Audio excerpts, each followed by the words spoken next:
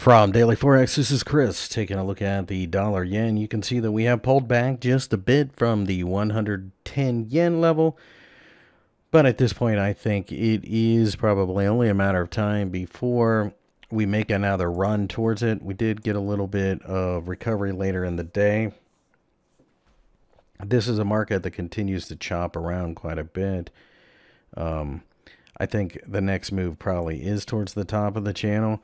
But if we get a pullback somewhere around 109, the 50-day EMA, I expect buyers to come back in, and most certainly at the bottom of the channel.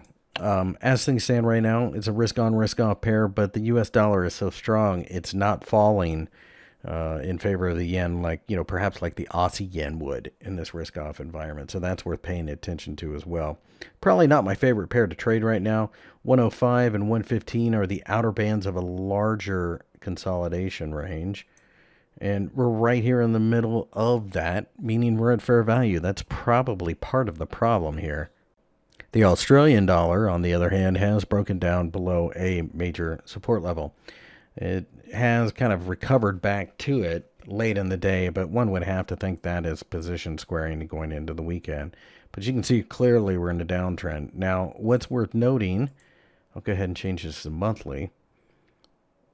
And what's worth noting is we're right here. And this area is the financial crisis. So that's literally how low we are right now.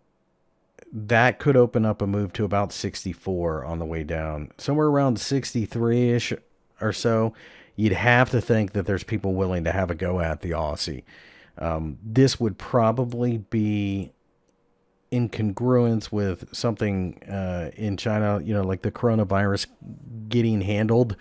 But until then, one would have to think that you have to favor shorting on rallies. If we do break above these two shooting stars, that could open up the door to the 50-day EMA, possibly even 70 on a strong move.